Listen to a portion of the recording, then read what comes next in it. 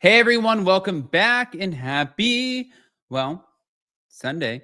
All right, guys. Well, we're back to talk about the Real Housewives of Miami. And to be honest with you, this is a good week. This is Sunday, and a week from today, it's my birthday. I don't know when a bitch decided to turn 32. I'm like, what happened? But no, I'm gonna embrace every single part of the 30s and the journey. Because to be honest with you, the 30s have been so good. I always say, sometimes we get hit with problems, but we have to realize where we're blessed in life. And I'm blessed with 5 healthy little babies.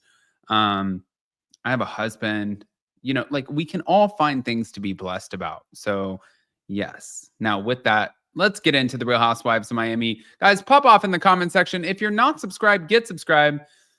Don't forget to hit that notification bell and let's go.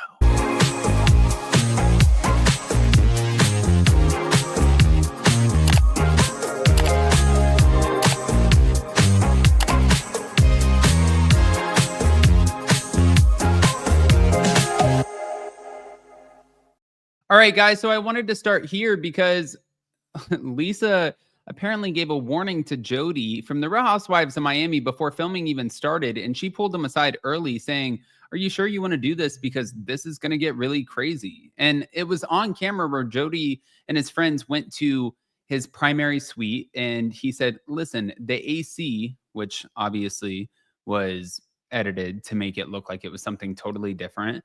Um, and people were thinking it stood for like adult candy. The AC was better in this room, and Jody insists that producers clearly tried to imply that something shady was happening behind the scenes. Now, he also claims his birthday confrontation with Larsa Pippen was manipulated in editing to portray him as overly aggressive, complete with being dramatic. And listen, the guy does not like to be on TV. He has said this multiple times. I don't even know why we're sitting here like trying to drill TV down his throat. But he suggested that producers specifically frame connections between him and Marcus, emphasizing that their arrival together was going to push a storyline angle that may not reflect actual real dynamics. Um, Him and also Todd, which I'm not going to compare Jody to Todd at all. I think that Jody is a stand-up man. I actually really, really enjoy Jody. I've had good conversations with Jody. I met Jody at I think it was the Two Teas in a Pod suite like party. Not quite sure though, but when I met Jody, he was great. He was great, He doesn't like the camera, but he decided that he was going to fall in love with somebody who did like the camera. That's what happens, and I think that when you fall in love with somebody, whether it doesn't really matter what they do, you have to learn to love like, that love needs to surpass and that support needs to surpass what qualms that you have with what they've decided to do with their life. So if you have somebody who is putting their life out on reality TV and you don't necessarily agree with it, well, guess what? That's the person that you chose to be with, you know? So now, unfortunately, yes, you're going to be matched with backlash and people questioning whether or not you're doing something illegal, like AC is what they were calling it, adult candy inside of the primary suite, which definitely sucks because I don't think the editing helps with any of it. However, I just don't think that it's just something that it's a choice, really is how I feel. On Watch What Happens Live, Larsa also claimed that Lisa has transformed from a supportive friend to she's not a good friend to any of us, especially after Lisa declined to unfollow Marcus Jordan following her divorce. Now, the core conflict, if you guys don't remember this, Lisa's boyfriend, Jody, continued following Marcus Jordan, who is Larsa's ex, and Larsa expected Lisa to remove Marcus online per her request, especially given the sensitivity post-divorce. But that never actually happened. And Larsa does allege that Lisa accused her of stirring drama for airtime. And Lisa went on social media during her father's funeral to accuse Larsa of disrespect and drama seeking while she was grieving.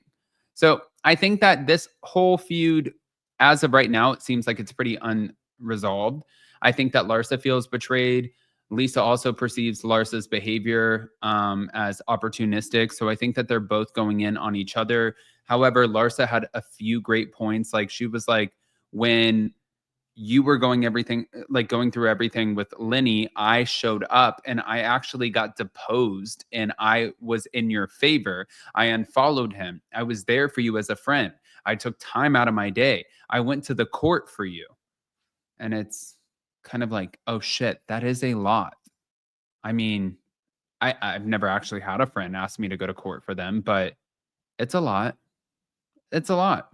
She showed loyalty to Lisa Hochstein, and now I think that she feels like her friend has gotten with a new man who is very financially successful and stable, even though she thinks that Jody is trying to use Lisa. But I think that she got with a new man who's very financially structured and stable.